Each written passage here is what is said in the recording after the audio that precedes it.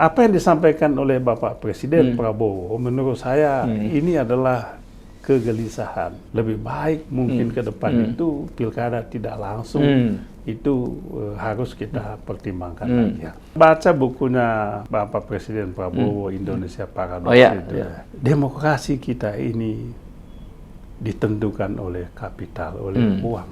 Itulah yang terjadi dalam pilkada ini, suka atau tidak suka. Ya, jadi peranan uang itu menjadi begitu dominan, sehingga siapa yang punya uang banyak, dialah yang menang dalam kontestasi ini. Jadi kontestasi pilkada bukan soal siapa yang berkualitas, tapi siapa yang punya uang. Itu fakta itu. Pilkada langsung dan tidak langsung demokratis. Pilkada langsung dan tidak langsung juga konstitusional. Undang-undang dasar kita tidak mengatur pilkada langsung. Ya, Undang-undang dasar kita menyerahkan sepenuhnya kepada pembentuk undang-undang untuk menentukan ini. Pembentuk undang-undang itu adalah DPR dan Presiden.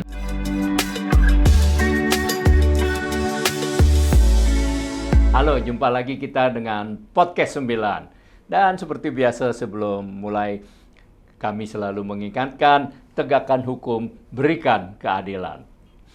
Kali ini kita akan membicarakan masalah yang masih yaitu soal apakah pilkada atau pemilihan kepala daerah sebaiknya langsung oleh rakyat atau melalui perwakilan.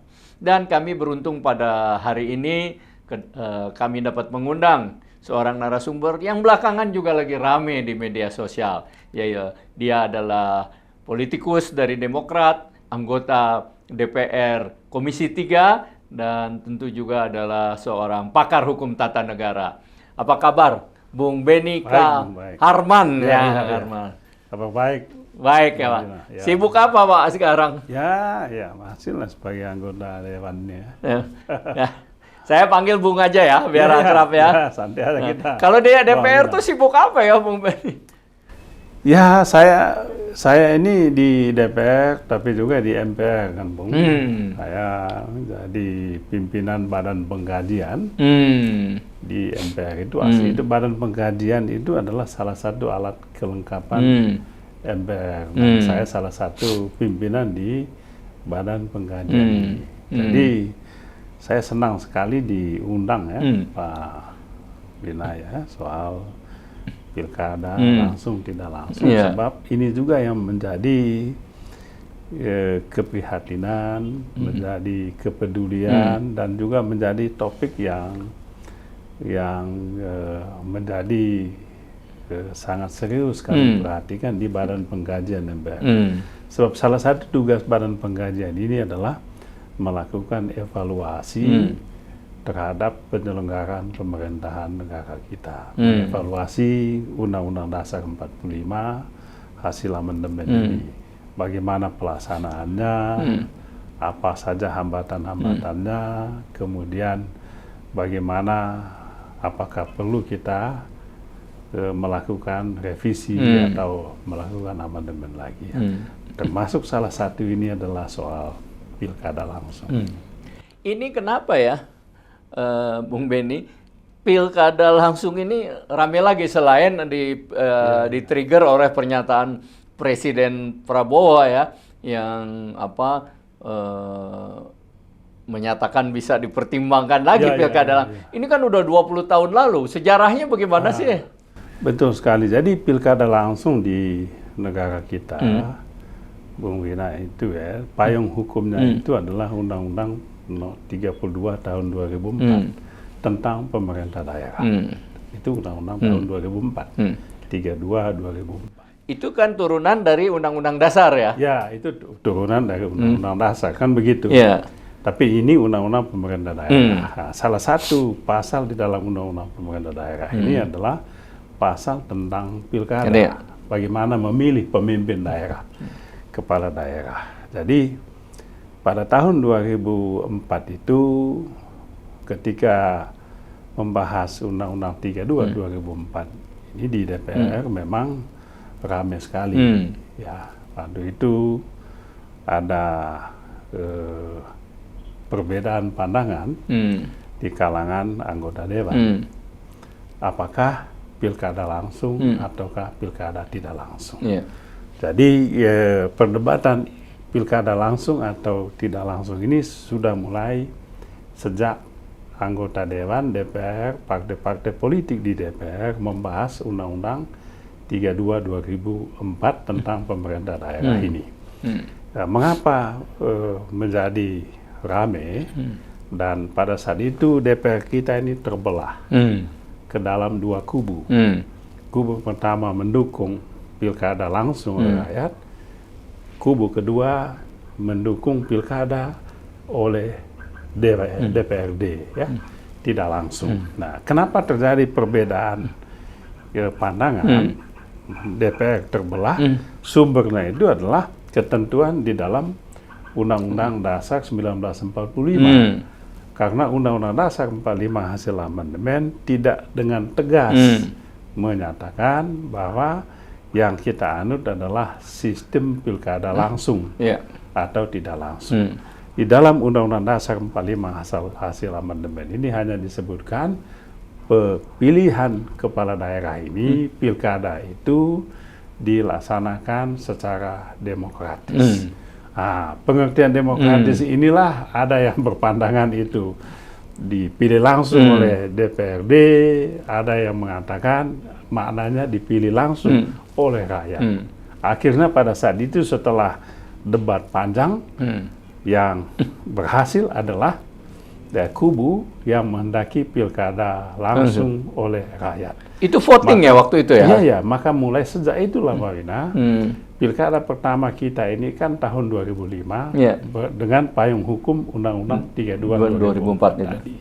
Itulah yang terjadi. Setelah itu Undang-Undang 32/2004 ini pelaksanaannya ada masalah juga penyelenggaraannya, ya. Macam-macam lah, ya. Kira-kira masalahnya yang utama apa ya, Bu?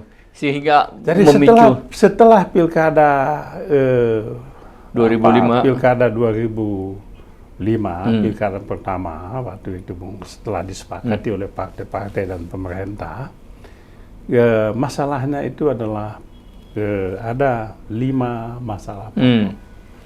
Masalah pertama waktu itu adalah mahar partai politik. Mahal juga kan untuk beli. Artinya mahar partai politik itu kalau saya mau mencalonkan ke partai politik, saya harus kasih mahar itu ya? Kan syaratnya kan harus begitu, Bung. Dukungan partai atau gabungan partai politik kan gitu. Itu biasa lah ya. Kemudian yang kedua, Bung, netralitas TNI, Polri. Ya. Yang ketiga itu netralitas ASN. Ya. Kemudian yang keempat itu profesionalisme penyelenggara KPU dengan Bawaslu, ya. Kemudian yang kelima itu ya money politics. Itu evaluasi, ya. Ya, maka setelah 2004 itu, Bung, sesuai dengan perintah Undang-Undang 32/2004, maka menjelang 2014 akhir pemerintahan Presiden SBY diajukan rancangan undang-undang pilkada. Jadi rancangan undang-undang pilkada tidak lagi menjadi bagian dari undang-undang Pemda, tetapi khusus undang-undang pilkada. Maka diajukan rancangan undang-undang pilkada.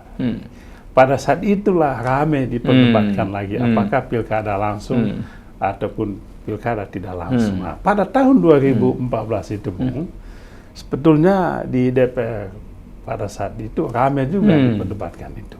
Tapi putusannya adalah pilkada tidak langsung. Jadi 2004 tadi pilkada langsung, 2014 10 tahun kemudian pilkada tidak langsung.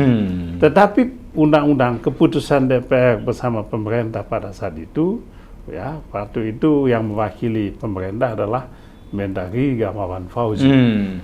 Wah, pemerintah waktu itu mengikuti apa yang menjadi putusan DPR. Nah, tetapi pemerintah sebelumnya mengajukan usulan yang menarik, yaitu pilkada yang langsung itu adalah gubernur.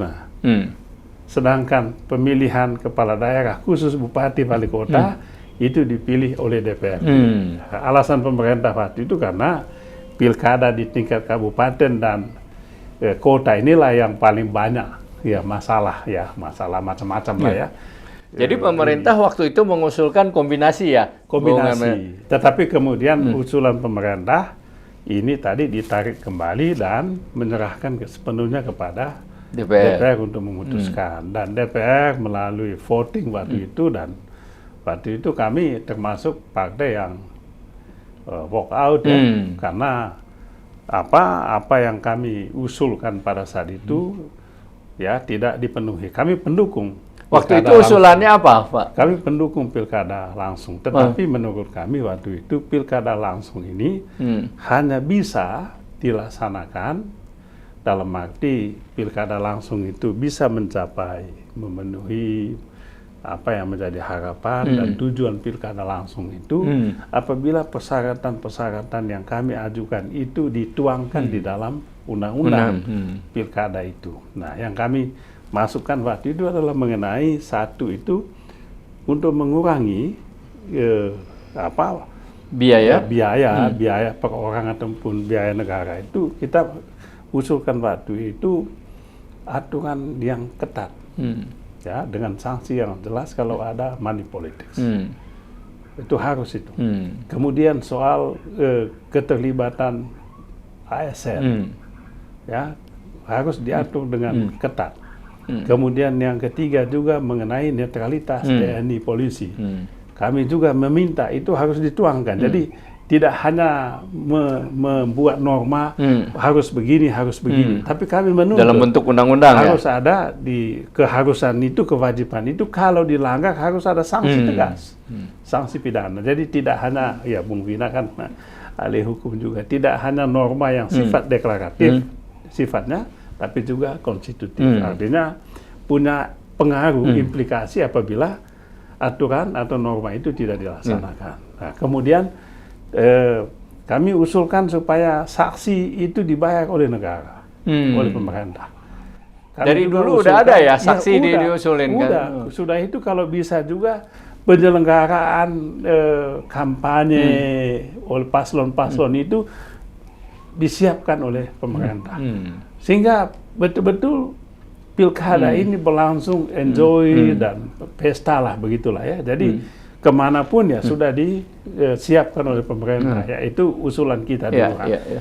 Usulan ini penting, Bung, supaya pilkada langsung ini berkualitas. Kalau tidak ada gunanya pilkada langsung. Mendingan kita kembali ke pilkada tidak langsung untuk mencegah tadi dampak dan praktek pilkada langsung yang kita alami pada tahun 10 tahun mulai 2005 sampai dengan 2013 itu. Jadi ini usulan kita Pak, harus perbaiki ini. Ya, memang teman-teman yang mendukung termasuk kami pada saat itu mendukung pilkada langsung ini penting sekali Bu untuk penguatan demokrasi. Penghargaan terhadap hak rakyat untuk menentukan pemimpinnya. Ya, rakyat harus ambil bagian untuk memilih pemimpinnya. Itu kan demokrasi, Bung.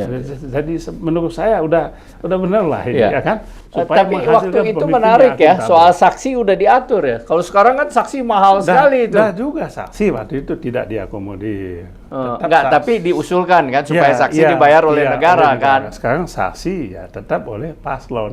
Mahal sekali saksi. Akibatnya ya akal-akalan. Kan? Ada saksi di dalam, ada saksi di luar, kan begitu. Padahal tujuannya adalah praktek itu tadi. Dan praktek jual beli suara itu pada saat itu 2014 itu kami pikir mungkin dengan pilkada langsung akan lebih baik lagi lah ke depannya. Tapi setelah 10 tahun lagi, Bu, 2014 ini ada banyak masalah. Sehingga kami pun yang menjadi pendukung pilkada langsung pada saat itu melakukan refleksi juga, melakukan evaluasi. Saya rasa untuk lebih baik mungkin ke depan itu pilkada tidak langsung itu harus kita pertimbangkan lagi ya. Apa yang disampaikan oleh Bapak Presiden Prabowo menurut saya ini adalah kegelisahan, ini adalah keresahan publik yang oleh beliau berani untuk mengungkapkannya. Jadi menurut saya gagasan yang beliau sampaikan itu harus kita kaji lebih dalam, lebih lanjut. Nah, ada yang mengatakan apakah ini melanggar konstitusi? Tidak. Undang-undang dasar kita tidak mengatur pilkada langsung. Ya, Undang-undang dasar kita menyerahkan sepenuhnya kepada pembentuk undang-undang untuk menentukan ini. Pembentuk undang-undang itu adalah DPR dan Presiden. Jadi kalau DPR Presiden dengan undang-undang yang ada menghendaki pilkada langsung, ya untuk 10 tahun atau 20 tahun, maka pembentuk undang-undang juga punya hak untuk melakukan evaluasi terhadap pilkada langsung ini. Nah, karena itu setelah evaluasi ya tidak salah juga kalau ada opsi untuk kembali ke pilkada tidak langsung. Nah, memang ada yang mengatakan begini, ya udah kita jangan kembali ke belakang. Apa yang sudah kita putuskan yaitu pilkada langsung tetap kita pertahankan. Kalau ada masalah, masalahnya saja kita selesaikan. Ya.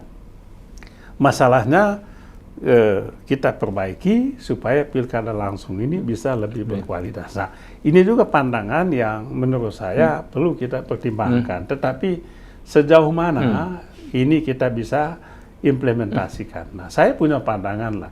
Kita sudah mengajukan sejumlah perbaikan dalam undang-undang yang baru ini. Ya. Tapi juga tetap tidak jalan. Ya.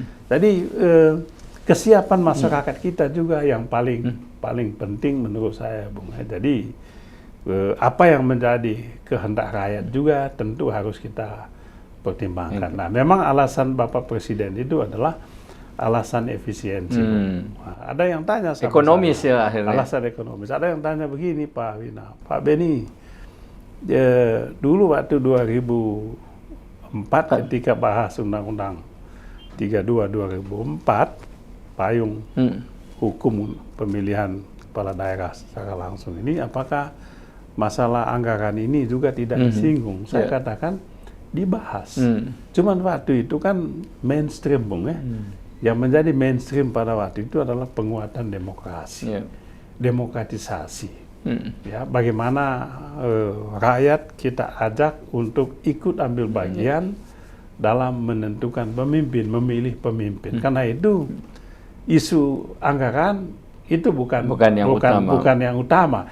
Duit lah the second point, kan begitulah masalah yang lain.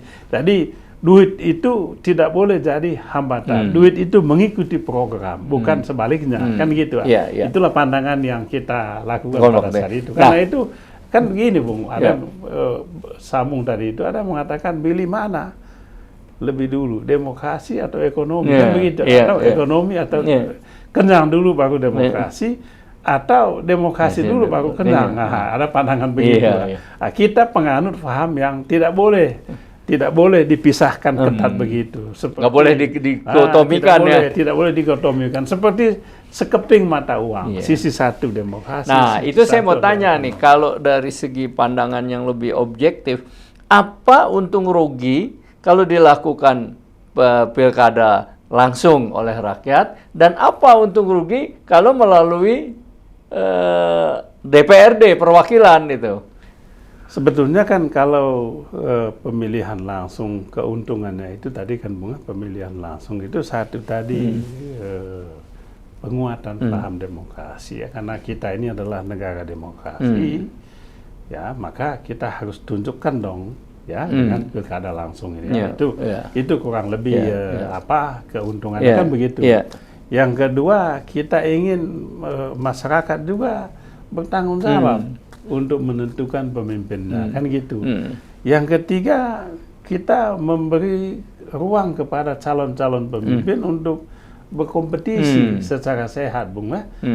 Berkompetisi siapa yang lebih baik, kan begitu. Ini nanti akan ada efeknya untuk memperbaiki pelayanan publik, kan begitu.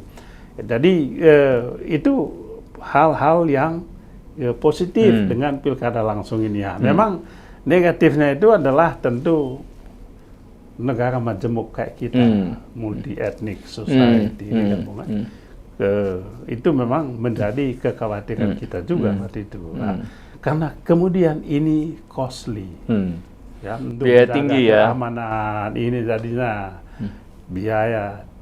biaya tinggi. Jadi masuk akal kalau Bapak Presiden ngomong soal ini karena masyarakat kita ya jadi butuh keterlibatan TNI, Polri untuk menjaga supaya aman kan gitu, Bung. Kalau gini kan gimana, Bung, ya? Belum lagi nanti pasca segala macamnya itu ini. Bung Benny, ini kan kita juga patut bangga ya.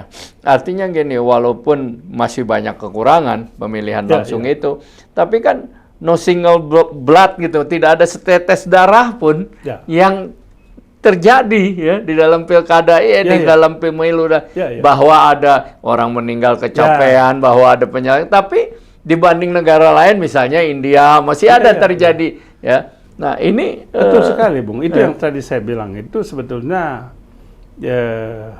pilkada langsung yang kita jalankan selama ini ya kita harus apresiasi kepada pemerintah, pada negara kita, kepada aparat penegak hukum, Bung. Kita harus apresiasi luar biasa, Bung. Dan ini jalan. Apa yang dulu kami khawatirkan sekali akan terjadi masalah konflik horizontal, ya ini akan terjadi. Memang muncul ya suka atau tidak suka, Bung, ya negatifnya pilkada langsung ini satu itu ya memang merusak tatanan sosial, merusak hubungan kekerabatan. Itu suka atau tidak suka. Ya lalu akibatnya itu apa ya menabur kebencian, kan gitu dia, dendam politik, kan gitu. Ini dan itu recovery-nya itu susah sekali. Panjang ya, lama. Panjang itu lama itu, Bung. Dan itu susah untuk dilupakan. Jadi ini yang tadi satu sisi positif ya, tapi sisi negatifnya juga ada. Kerusakan sosial akibat pilkada langsung ini banyak sekali ya. Belum soal jual beli suara, belum munculnya cukong-cukong. Ya, itu yang terjadi ya sekarang ya. Jadi saya mendengar juga sekali, Bung Herman, calon-calon ini dia diijon oleh para pengusaha, mungkin ada juga tukang bandar judi dan ketika dia berkuasa ya kan no freelance kan. Saya baca bukunya Bapak Presiden Prabowo, Indonesia Paradoks itu. Demokrasi kita ini ditentukan oleh kapital, oleh uang. Itulah yang terjadi dalam pilkada ini, Bung. Suka atau tidak suka. Ya jadi peranan uang itu menjadi begitu dominan, sehingga siapa yang punya uang banyak, dialah yang menang dalam kontestasi ini.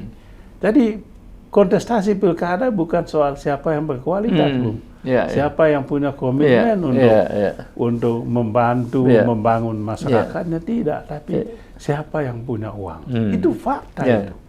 Kalau pilkada tidak langsung gimana kalau komparatifnya gitu? Ya sebetulnya kalau kita mau komparatif begitu ya, itu satu lagi soal pilkada langsung, Bung, ya. Pilkada langsung ini kan menjunjung tinggi, bukan menjunjung tinggi, mengutamakan free fight competition, kompetisi bebas. Itu kan negatifnya, Bung. Masyarakat kita secara kebudayaan, kultural, ini belum siap dengan kompetisi yang keras begitu. Ya. Lalu bagaimana mengatasi ini? Apakah bisa dengan aturan? Nah, itu juga problem. Aturan yang baik juga tidak menjamin itu, Bung. Kalau semangat penyelenggaranya nggak ada. Ya. Bagaimana dengan pilkada tidak langsung? Apakah nanti tidak ada lagi transaksional itu ya? Sangat mungkin tetap ada, karena ya tetap juga begitu, Bung. Karena itu menurut saya peranan partai politik itu menjadi penting. Tetapi paling tidak dengan pilkada tidak langsung ini tidak ada beban anggaran untuk negara, BPN nggak ada itu kan. Paling KPU ya kan sama Bawaslu ya. Kalau mau cegah itu ya siapin aja KPK gitu, tapi ya sebetulnya kan bukan itu, Bung. Kuncinya kembali lagi ke semangat dan komitmen penyelenggara negaranya. Tapi Jadi kan, kalau soal transaksional itu sama aja. Nah, tapi kan ada orang yang bilang nih kalau transaksional di pilkada langsung mahal memang, berapa kali berapa pemilih. Tapi kan kalau pilkada tidak langsung hitung aja 50, 70, ya kita kasih 2 miliar, 5 miliar, nah selesai gitu loh. Sama aja, cuman itu tadi tidak punya efek langsung pada kerusakan sosialnya. Oke lah, mungkin kalau pilkada tidak langsung yang rusak itu adalah ya mungkin anggota-anggota dewan nggak masyarakatnya gitu loh. Kan gitu. Tapi ada juga pandangan begini, kalau memang main duit ya mendingan uang itu untuk masyarakat, ada gunanya kan gitu. Jadi memang gini, jadi saya pikir juga kan Bung Winay, pilkada langsung ini banyak mudaratnya, tapi juga banyak ininya. Karena itu yang manfaatnya manfaatnya apa Bung ya? Kalau orang ke kampung-kampung, ke desa-desa kunjungi, itu secara tidak langsung ya menghidupkan perekonomian. Kios-kios yang ada di situlah orang beli rokok kan Bung. Di kampung saya itu orang jual ayam itu lakukan gitu. Jadi ada efek-efek yang tidak kita lihat, tapi ini ada itu Bung. Jadi suka atau tidak ada pengaruh untuk menghidupkan ekonomi masyarakat UKM di tingkat bawah ini, di tingkat desa ini. Ini salah satu positifnya pilkada langsung. Lalu ya calon-calon itu bisa mengunjungi masyarakat, dikenal oleh pemilihnya. Ya, kalau pilkada langsung, pilkada tidak langsung kan calon pemimpin tidak wajib dia datang ketemu masyarakat. Tapi kan Bung Bening kan wakil-wakil rakyat itu di DPRD kan dipilih langsung oleh rakyat. Ketika dia dipilih langsung oleh rakyat, proses yang tadi pilkada pemilihan kepala daerah juga terjadi kan pada mereka bayar, mereka apa. Tapi paling tidak untuk karena kalau pemilu ya DPR dan DPRD ini kan calonnya kan banyak. Jadi permainan kalau untuk 1-2 permainan begitu ya tetap saja ada. Tapi kan sejauh mana ya tidak gampang juga ya uang sebesar apapun kalau masyarakatnya juga nggak bisa ya tentu nggak bakal lolos lah Tapi kan pada akhirnya adalah praktik itu. Pilihannya adalah menurut saya Pak Wina, kalau pilkada langsung tetap harus dibuat aturan yang betul-betul tegas dan jelas ya. Yang kedua, kalau memang pilkada tidak langsung itu saja ya. Kalau memang itu menjadi pilihan kita tuh harus juga memperhatikan tadi prinsip-prinsip ya demokrasi, bagaimana mencegah jual beli kursi kan gitu Bu. Pada akhirnya kan begitu juga. Nah, sekarang bagaimana soal aspirasi dari publik ini kan dikhawatirkan terlepas dari persoalan ekonomi, dari efisiensi, tapi yang paling penting dalam sebuah negara demokratis tadi pemilihan demokratis adalah aspirasi rakyat pemilihan. Nah, kalau lewat DPRD misalnya kan khawatir nggak pasti orang-orang yang dekat dengan lingkungan kekuasaan dengan DPRD sehingga menutup peluang misalnya dari calon-calon yang mungkin populis tapi tidak mempunyai kekuasaan gitu loh. Gimana nih kira-kira? Itulah karena itu kan salah satu alasan pilkada langsung dulu kan Bung, supaya yang maju dalam kontestasi ini tidak terbatas pada mereka yang berada di lingkar kekuasaan. Dia positif lah. Itu yang tadi saya bilang untuk agenda penguatan demokrasi. Tetapi kalau pilkada tidak langsung, itu berarti sama dengan mengisolasikan pemimpin kita dari keseharian rakyat masyarakat, kan? Dan itu tentu akan menimbulkan masalah juga. Tapi pandangan saya setelah masyarakat melihat perkembangan pilkada selama ini, mereka juga sadarin wah ini tidak bagus pilkada langsung. Sama juga dengan pilkades. Jangankan pemilihan bupati, wali kota, gubernur, pemilihan kepala desa juga duit. Dan siapa yang punya uang banyak, dialah yang menang. Kan gitu, Bu. Mengapa? Pertanyaan kan mengapa orang berani berkorban, buang-buang karena setiap desa sekarang kelola uang miliaran.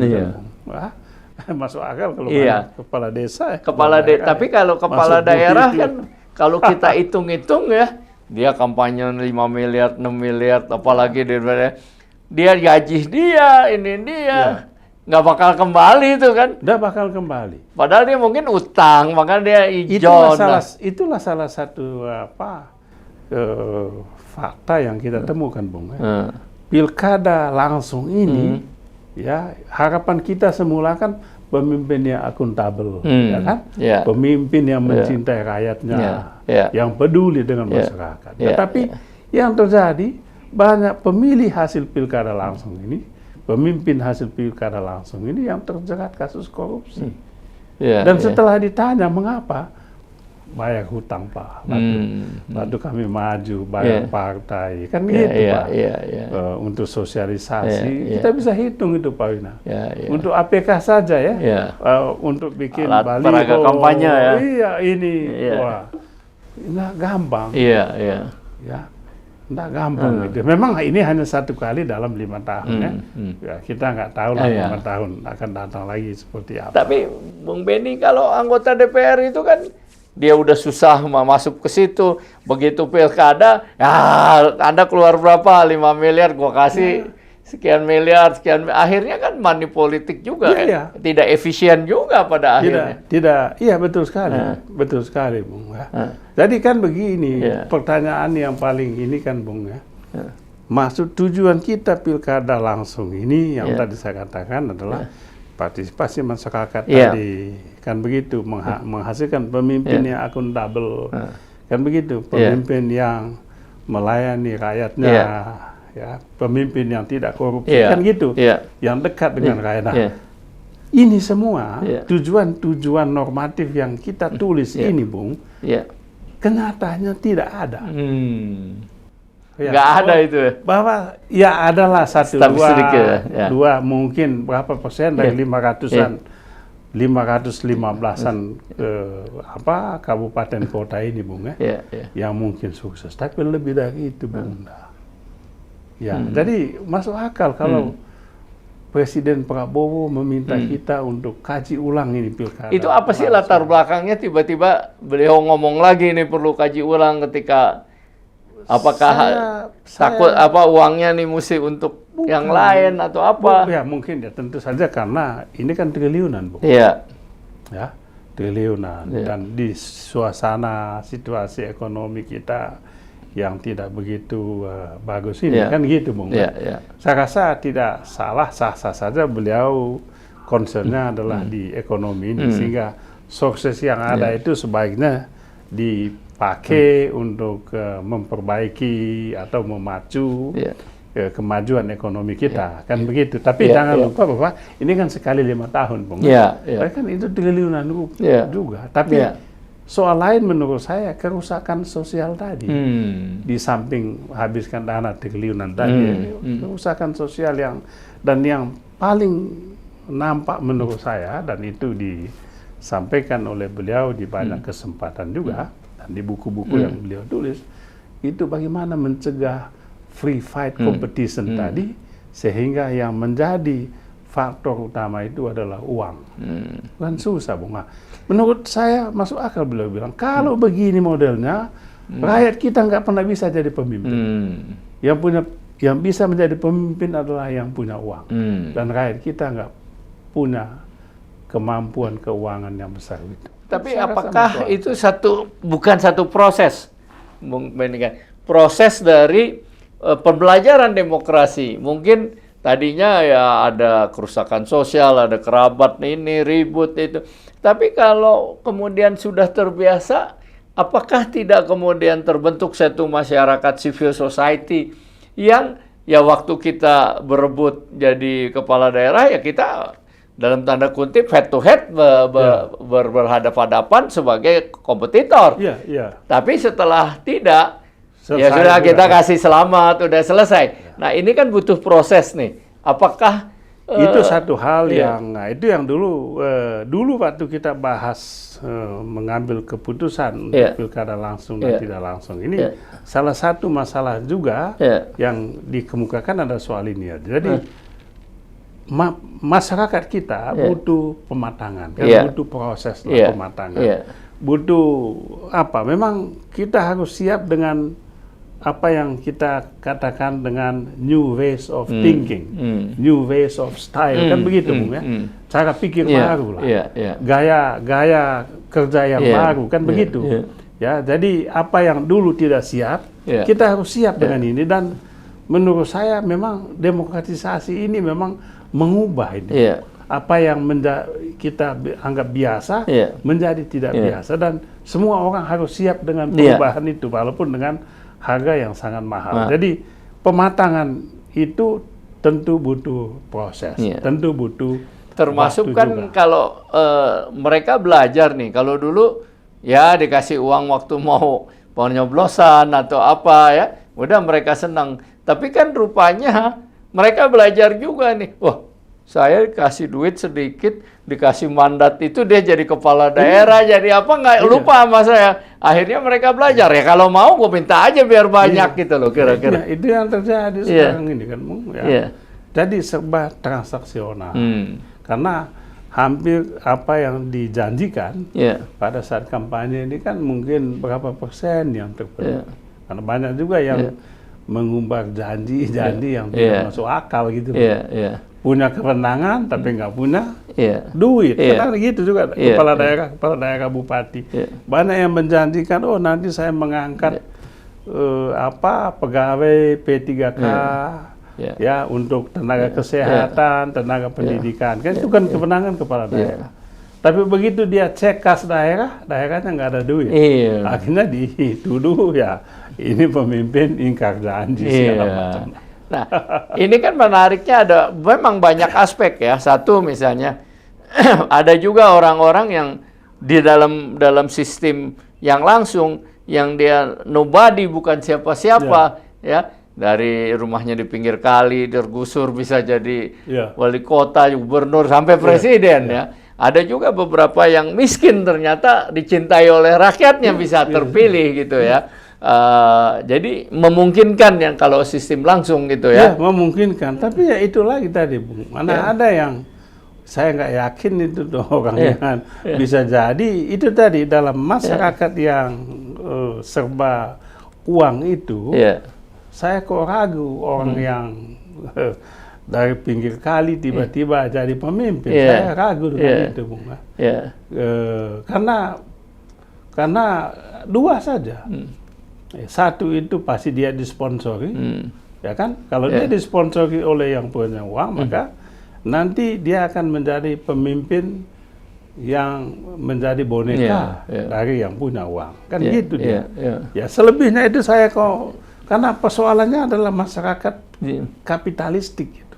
Masyarakat yang serba uang, ya uang seolah-olah menjadi ya tuannya.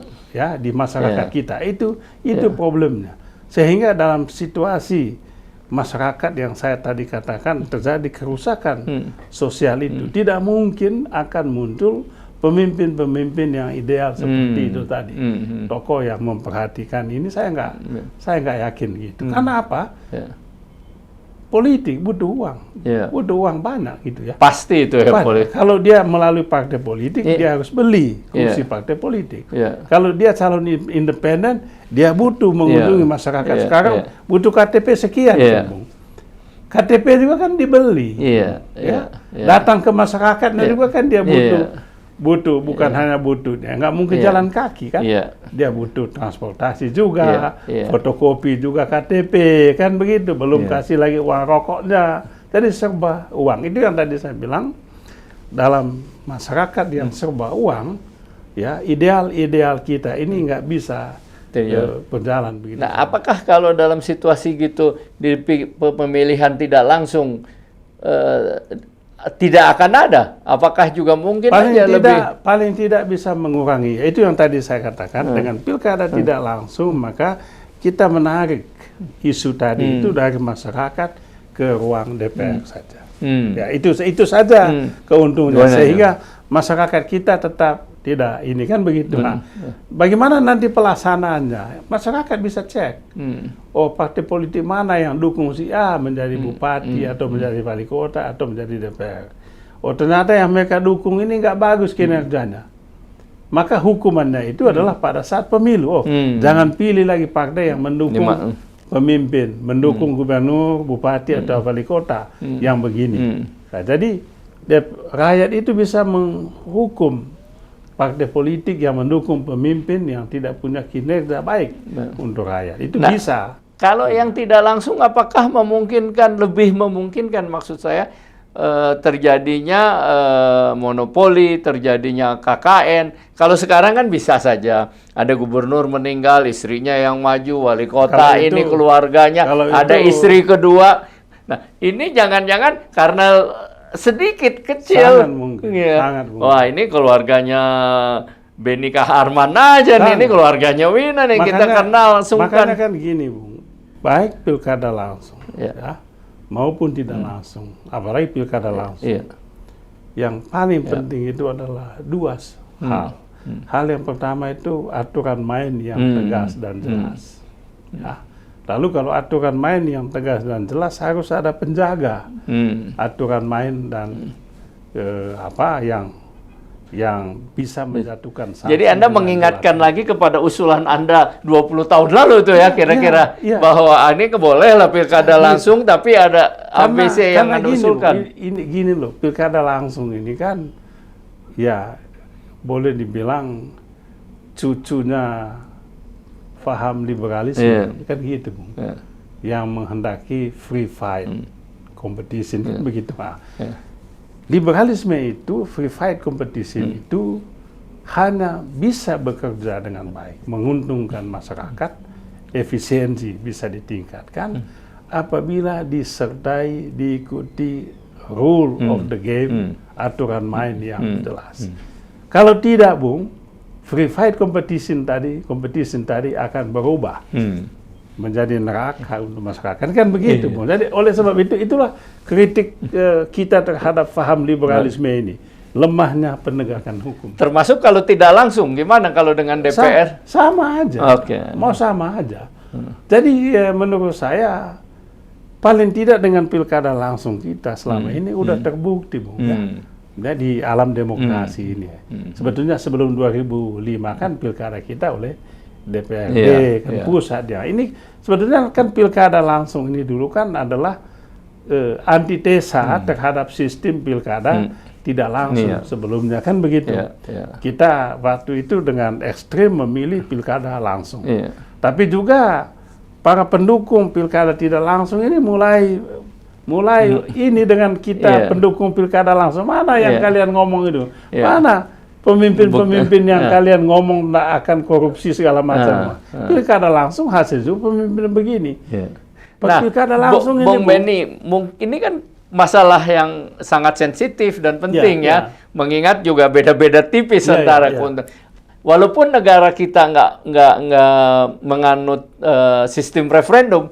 Apakah perlu semacam Belanda kutip gitu referendum? Tanya dulu rakyat nih, lu maunya gimana gitu. Jadi gini, Bung, saya kan melacak lagi naskah Van Tuelichtingnya Undang-Undang Dasar 45. Kenapa mereka dulu tidak tegas itu soal pilkada? Kalau presiden kan jelas ya oleh rakyat, pilih langsung oleh rakyat. Nah, kenapa waktu bahas masuk pasal tentang pemerintah daerah ini, mereka tidak mencantumkan dengan jelas bahwa cara kita memilih pemimpin adalah melalui pemilihan langsung kan begitu. Tetapi mereka hanya mengatakan pemilihan dengan cara demokratis. Nah, apa penjelasannya? Nggak ada di naskah Undang-Undang Dasar. Ya, yang ada itu di penjelasan para tokoh yang menjelaskan. Oh, maksudnya apa? Maksudnya kita serahkan kepada pembentuk undang-undang. Mereka punya hak untuk menentukan apakah pilkada langsung atau tidak langsung. Pilkada tidak langsung melalui DPRD juga demokratis. Pilkada langsung juga demokratis. Tapi pilihan yang mana dari dua ini mereka bilang sesuai dengan perkembangan zaman, sesuai dengan situasi dan kemajuan masyarakat, sesuai dengan tuntutan ya masyarakat pada zamannya. Jadi pembentuk undang-undang lawmaker ini bisa pada saatnya ya periode tertentu mengambil opsi pilkada langsung. Tapi bisa juga pada opsi lain mengambil opsi pilkada tidak langsung. Jadi itu saya, tidak inkonsisten tuh ya, bagi saya, walaupun dimungkinkan oleh undang-undang. Menurut saya tidak masalah. Itu kan begini loh, bangsa kita ini harus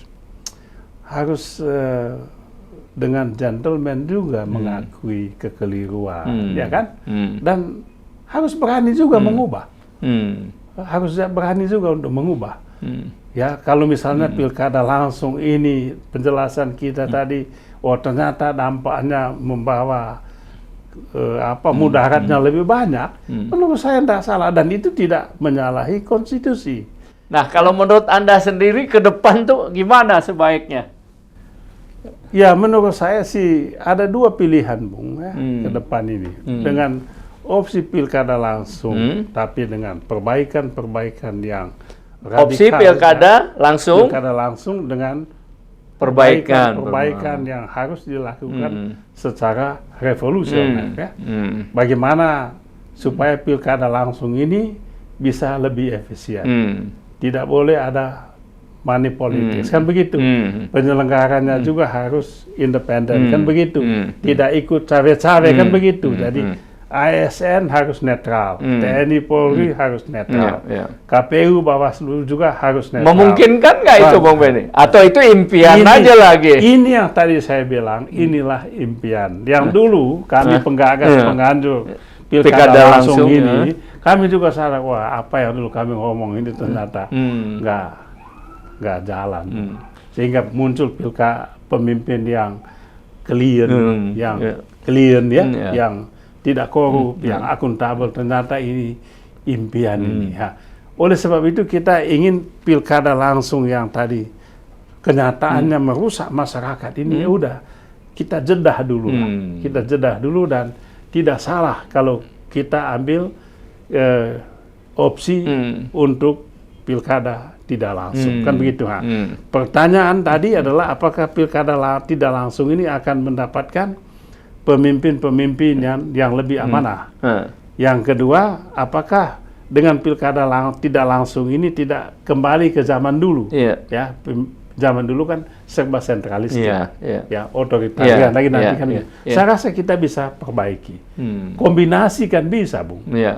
Kombinasi, misalnya yang pernah tadi saya singgung, bisa saja mungkin untuk ke depan ini tidak usah semua. Ya. Pilkada langsung mungkin untuk gubernur, ya, atau pilkada langsung untuk kabupaten kota, sedangkan gubernurnya pilkada tidak langsung. Ya. Ini bisa juga karena gubernur itu adalah kepanjangan tangan presidennya, kan itu bisa pilihan juga kan gitu. Nah, yang lain juga adalah bisa juga tidak usah semua, Bung. Kalau gitu ada juga pertanyaan nih kan, Bung Benny ini dulu pendukung pilkada langsung ya, walaupun dengan term of condition syarat harus ini dan syaratnya banyak yang tidak terpenuhi ya. Tapi kalau sekarang ya Bung Benny dan kawan-kawan juga menganjurkan ke pilkada tidak langsung bahwa ada varian kombinasi atau apakah Bung Benny tidak khawatir dianggap diberi labeling tidak konsisten ini dahulu kan mau politik itu kan gini loh, Bu. Itu yang tadi saya bilang. Kita ini kan sebagai politisi kan harus punya keberanian untuk mengevaluasi opsi kebijakan yang dulu kita ambil untuk merespon tuntutan dan perkembangan zaman pada masa itu, ya kan? Itu satu. Yang kedua, realitasnya setelah 20 tahun ini, apa yang kita impikan dengan pilkada langsung ini kan nggak terjadi. Saya sudah list, Bu. Ini pemimpin yang tidak korup, nggak ada itu. Pemimpin yang nggak ada, nggak ada salah. Itu berarti ini wah, ada yang salah gitu. Jangan sampai kita ini dituduh orang hidup di negara hantam rata. Iya. Dan pendukung koruptor ya. Jadi kita harus fleksibel juga, ya. Kalau memang tuntutan zaman, tuntutan perkembangan kita seperti ini, saya rasa kita harus menyesuaikan dengan apa yang menjadi kehendak rakyat. Jadi nggak apa-apa perubahan itu ya di dalam politik ya sesuai dengan perkembangan zaman, aspirasi. Nggak masalah, karena kami juga akan bertanya apa yang dulu kami perjuangkan itu kita juga diolok-olok kan sama teman-teman penganjur pilkada tidak langsung. Mana yang lu ngomong itu katanya dengan pilkada langsung ini ya udahlah. Makanya kita bilang kalau memang itu pilihan, oke. Tapi yang kami pesan itu apapun pilkada itu, Bung, ya. Pilkada langsung. Kalau yang langsung kan tesis-tesis yang kami ajukan itu kan boleh dibilang tidak terjadi kan gitu, Bung. Malah sebaliknya yang itu adalah kenyataan, kenyataan bahwa kenyataan itu muncul bukan soal substansi, tapi mungkin soal prakteknya, Bung, ya. Dan kita mungkin tidak berdaya untuk memperbaiki praktek-prakteknya itu, maka ya kami punya pandangan kita harus mengubah ya pilihan kita untuk kembali ke pilkada tidak langsung itu. Tapi Anda nggak khawatir dicap ini engineering rekayasa yang penuh trial and error dengan mengorbankan masyarakat misalnya. Kan ada juga, pasti kan ada tuduhan begitu. Ya, pasti ada tuduhan begitu. Ya, apalagi partai saya ini kan sekarang pendukung penguasa sekarang dalam koalisi Merah Putih kan begitu, Bu. Kalau memang itu menjadi pilihan ya dengan pertimbangan yang masuk akal, ya saya rasa soal perubahan sikap itu adalah hal yang biasa. Yang penting kami bisa menjelaskan mengapa pilihan ini kami berubah. Ya, apa yang dulu kita lakukan tentang ini sama, Bung, ya. Jangankan soal pilkada, soal KPK juga kan begitu, atau soal penegakan hukum yang lainnya. Pilihan-pilihan itu ada. Nah, kalau melihat faktor-faktor yang ada sekarang, prediksi Bung Benny, apa yang akan terjadi ke depan kira-kira dalam konteks pilkada langsung atau tidak langsung ini? Kalau pilkada tidak langsung itu menjadi pilihan, kan gini yang tadi saya jelaskan, Bung, ya. Rejim pendukung pilkada langsung ini sekarang kan boleh dibilang di luar pemerintahan. Kan gitu. Beda dengan 2004 dan 2014 tadi. Ya. PDIP dan Demokrat sama-sama mendukung pilkada langsung kan begitu. Walaupun PDIP adalah oposisi dari kami, kan begitu. Kami sekarang bukan penentu lagi, ya kan? Kami bukan penentu lagi, walaupun kami ada di dalam pemerintahan. Ya. Kalau memang pilihan presiden pendukung pilkada tidak langsung itu seperti itu, ya tentu tidak ada hal yang menghalangi kami untuk mengubah pilihan kami terhadap pilkada tidak langsung dengan alasan-alasan yang tadi saya sampaikan itu, bahwa toh kalau nanti partai kami memutuskan untuk kembali ke pilkada tidak langsung, ada penjelasannya, ya, bahwa apa yang menjadi kehendak rakyat tetap sama sebetulnya, kan, yaitu mendapatkan pemimpin yang amanah begitu. Nah, dan yang kedua, ini kan demokratis lagi. Ya. Pertanyaan yang mungkin penting dan ya, mungkin susah dijawabnya adalah bagaimana tesis kita tentang penguatan demokrasi, yaitu mengajak rakyat untuk ikut ambil bagian partisipasi rakyat, ya, menentukan pemimpinnya. Tidak bisa dijawab dengan pilkada tidak langsung, kan gitu, Bung. Ya kan? Jadi pilkada tidak langsung tidak bisa menjawab ya bagaimana penghargaan kita terhadap hak rakyat untuk ikut memilih pemimpinnya. Ya, itu yang tidak kalau bisa melalui dijawab, wakil-wakil kan gitu. mereka di DPR itu, DPRD, bisa kita katakan, maka penentuan itu kan bisa dilakukan oleh rakyat melalui perwakilannya, kan gitu, melalui wakil-wakil yang ada di dewan, kan begitu. Persoalannya adalah bagaimana menyambungkan kehendak rakyat ini dengan pilihan DPRD. Kan nggak ada distorsi aspirasi supaya tidak ada distorsi ya. Maka yang tadi saya katakan tetap aja gitu loh, pilihan-pilihannya nanti kembali kepada kehendak rakyat. Nah, bagaimana mekanismenya? Misalnya partai politik yang menghargai, kayak kami menghargai kehendak rakyat, kami akan membuat dulu semacam referendum, ya, menyerahkan kepada rakyat untuk menentukan siapa pemimpinnya.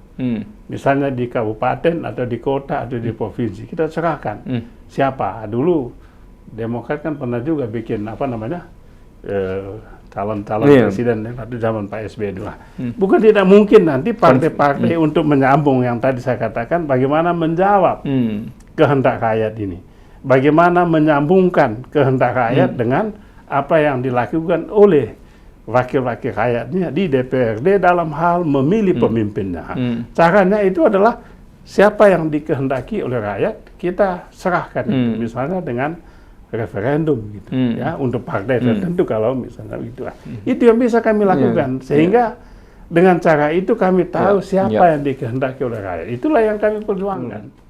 Jadi kalau dari keterangan Bung Benny, di dalam politik itu, demokrasi itu berkembang ya, tidak statis dia. Termasuk perubahan-perubahan itu bisa aja berkembang di negara manapun, di negara yang menjunjung demokrasi, Amerika, Eropa lah. Ya. Trump udah kalah, menang lagi ya. Jadi nggak ada yang, jadi itu pilihan aja. Tapi kan semua demokratis. Jadi Trump menang ya tidak berarti tidak demokratis kan gitu. Dengan segala kebijakannya gitu. Kali ini juga Presiden Prabowo menang dan membuat belit baru tentang pilkada juga ya. Itulah ya kan. Kalau nanti penganjur pilkada langsung lagi yang menang presiden, dia bisa mengubah lagi ya, sesuai dengan kehendak rakyat. Baik, nah kita udah hampir 1 jam nih, ya. Apa closing statement dari Bung Benny mengenai hal ini? Ya, apakah pilkada nanti langsung atau tidak langsung? Saya percaya sekali, yang penting itu adalah semangat para pemimpin kita. Pemimpin tingkat pusat lah, tingkat provinsi, tingkat kabupaten dan kota. Seperti apapun undang-undangnya bagus atau baik, tapi tidak ada semangat dari pemimpin-pemimpin kita ini ya. Ini persis seperti penjelasan Undang-Undang Dasar 45 kan gitu punya. Saya percaya dengan itu. Jadi makanya saya benar dulu kata the founding fathers kita dalam penjelasan Undang-Undang Dasar 45, udahlah, bukan Undang-Undang Dasar yang lengkap kayak manapun, tapi penyelenggaranya. Ya, mau lengkap Undang-Undang Dasarnya, tapi kalau penyelenggaranya lesu, nggak ada semangat, tetap Undang-Undang Dasar itu menjadi tidak ada manfaatnya untuk masyarakat. Sama juga dengan ini. Oh ya, ada satu lagi, walaupun itu tadi udah statement, saya lupa. Kan ada keputusan MK, Mahkamah Konstitusi, yang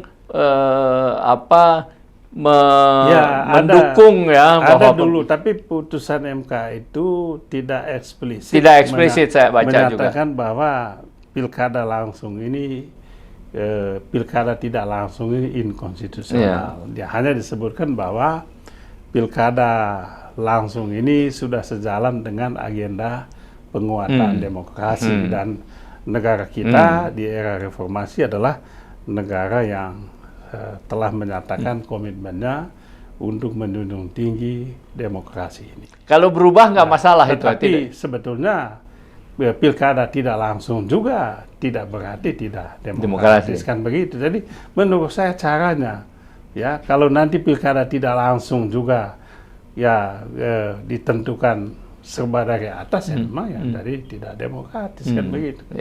Persoalannya tadi kan itu bagaimana kita melibatkan masyarakat untuk menentukan pemimpinnya, bisa langsung dan tidak langsung. Selama ini kita lakukan dengan cara langsung, kan begitu. Kita bisa mengubah juga itu dengan cara tidak langsung. Jadi Bung Benny ingin mengatakan pilkada langsung atau pilkada tidak langsung tidak terkait dengan demokratis atau tidak demokratis gitu. Tidak. Kan semuanya dua-duanya demokratis kan begitu. Jadi baik pilkada langsung maupun pilkada tidak langsung sama-sama demokratis. Jadi jangan kami waktu membahas ini juga mengakui itu bahwa kita semua sama-sama pengagum. Cuman pilihan teknisnya itu saja tadi yang berbeda lah begitu, dan perbedaan itu adalah ya politik kan begitu Bung ya. Dalam politik kan namanya undang-undang kan ya. Siapa yang kuat secara politik kan dia yang menang kan gitu ya. Jadi bukan hal yang aneh juga ya. Itulah politik Bung, itulah politik ya. Kalau dia yang menang, itu kalau kita kalah kan gitu, Bung. Kalau mau aspirasi ya kan gitu juga, Bung. Yang kedua saya mau katakan bahwa tidak melanggar konstitusi. Jangan dianggap juga bahwa kalau pilkada tidak langsung tidak konstitusional, tidak konstitusional juga. Jadi pilkada langsung dan tidak langsung demokratis, pilkada langsung dan tidak langsung juga konstitusional. Jadi tidak bisa kita mengatakan oh ini tidak konstitusional, ya tidak. Sebaliknya yang langsung maupun tidak langsung bisa aja tidak demokratis, dua-duanya itu tergantung penyelenggaraan. Tergantung penyelenggaranya kan gitu. Tapi saya mau mengatakan bahwa ya untuk menolak tesis-tesis para penganjur demokrasi langsung ini, pilkada langsung ini, bahwa pilkada tidak langsung itu bertentangan dengan konstitusi atau inkonstitusional. Saya bilang tidak. Dua-duanya konstitusional. Dua-duanya juga demokratis. Tapi demokratis atau konstitusional, Bung, itu tidak terlalu penting. Yang lebih penting lagi adalah semangat penyelenggaranya. Gitu. Oke, terima kasih Bung Benny udah hadir di podcast 9. Ya mudah-mudahan nanti kita bisa jumpa lagi dalam topik-topik yang lain. Terima kasih ya. Terima kasih banyak. Demikian dialog kita dengan Bung Benny K. Harman, ya, seorang politikus dan anggota DPR Komisi 3 mengenai pilihan mana untuk pilkada, pemilihan melalui DPRD atau tidak langsung, ataukah melalui pemilihan langsung yang seperti sekarang. Jawabannya seperti Anda telah dengarkan. Terima kasih untuk menyaksikan podcast 9 dan kami selalu ingatkan, tegakkan hukum, berikan keadilan. Sampai jumpa.